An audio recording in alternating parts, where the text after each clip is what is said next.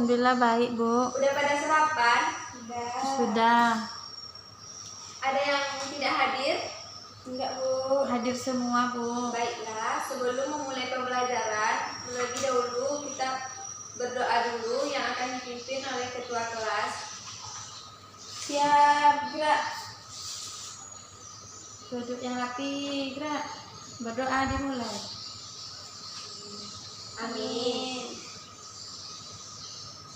Baiklah, pada pagi hari ini kita akan membahas tentang kaidah penulisan Arab Melayu di SD.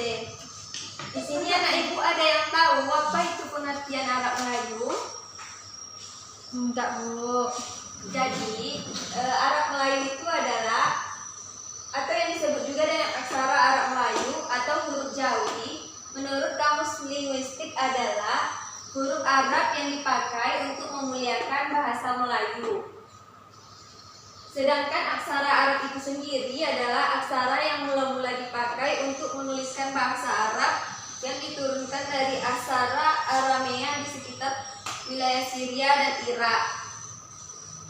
Selanjutnya yaitu kaidah penulisan Arab Melayu. Kaidah yang pertama yaitu setiap suku kata yang diawali dan diakhiri dengan konsonan cukup dituliskan konsonannya atau tidak diberi saksi. Seperti contohnya tempat.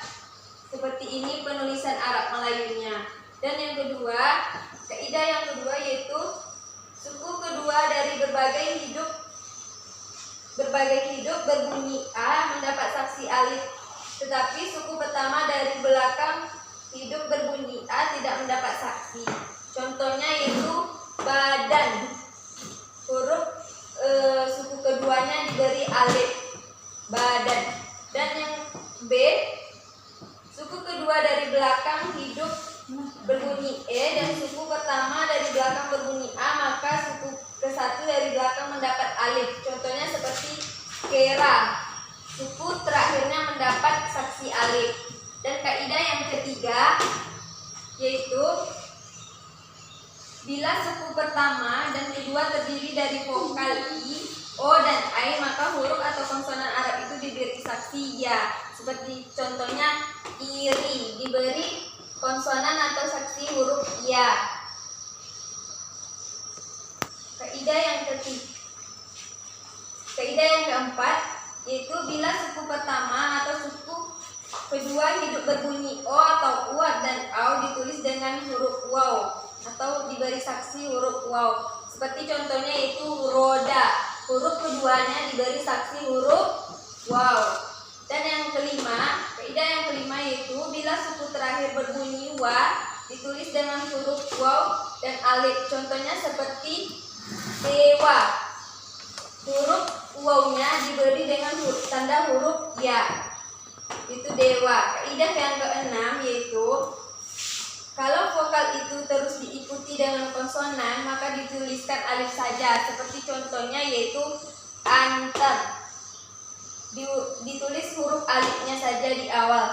Yang B yaitu kalau suku kata pertama itu berbunyi A saja ditulis dengan alif. Contohnya abang. Seperti ini penulisan Arab Melayunya. Dan kaidah yang ketujuh, bila suku kata satu dengan yang lain berbentuk A dan I dan tanda hamzah di atas waw sesudah alif saksi berbentuk huruf A dan U. Contohnya seperti kail. Diberi huruf alif dan ya. Dan kaidah yang ke-8, bila suku kata satu dengan yang lain berbentuk I dan A, maka penulisannya dengan cara menghubungkan huruf ya dengan huruf sesudahnya atau boleh dengan memberikan tanda alif digantung di atas ya. Seperti kata dian. Contohnya dian. Kaidah yang ke-9 yaitu berbentuk A dan U dan A harus dinyatakan dengan huruf alif sudah huruf waw. Contohnya seperti buat. Jadi setelah waw harus ada huruf alifnya. Dan kaidah yang ke-10 yaitu bentuk I dan U dinyatakan dengan memberikan huruf waw sesudah ya. Contohnya seperti liur, memberikan huruf waw sebelum huruf ya. Dan kaidah yang ke-11 yaitu bentuk UI dinyatakan dengan huruf waw dan ya. Contohnya uwil. Huruf U dan I dinyatakan dengan huruf ya. Dan kaidah yang ke-12, awalan me, b, per, p, dan kau tidak menimbulkan perubahan ejaan. Penulisannya dengan merangkaikan saja. Untuk awalan C, K, dan U bila dirangkaikan dengan sesuatu kata yang diawali oleh vokal, penulisannya dengan cara menambahkan atau menggantikan alif dengan hamzah. Seperti contohnya yaitu mengambil dengan menambahkan huruf me di awal kalimat. Yang ke-13 yaitu partikel la, ka, dan ta, dan pun penulisannya tidak mengubah ejaan. Seperti contohnya yaitu bacalah, huruf pertamanya adalah baca dan ditambah dengan la. Dan kaidah yang ke-14 yaitu tentang bentuk kan, ku, dan mu, dan nya. Contohnya seperti tupai. Suku terakhir berbunyi a dan i.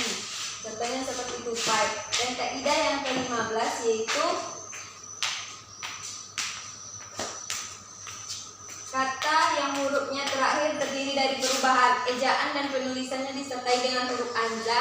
Contohnya seperti kata suka. Huruf terakhirnya diberi hamzah. Sudah paham anak-anak ibu di sini? Sudah, Bu. Jadi ibu minta Lisa memberikan contoh pada kaidah yang pertama. Contoh yang lain dituliskan di depan. Baik, Bu.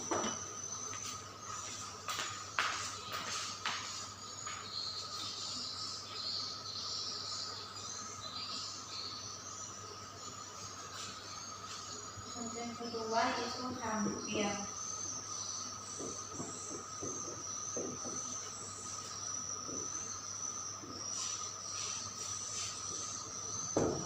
Lalu kasih Lisa, yang tepuk tangan dong buat Lisa. Dan contoh yang kedua Resmita. Buat contoh yang kedua Resmita. Lihat ini.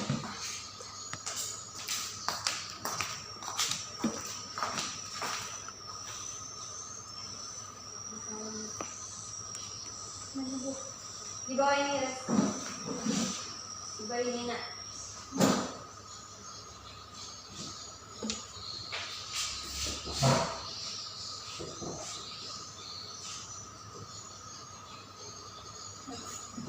Ya betul.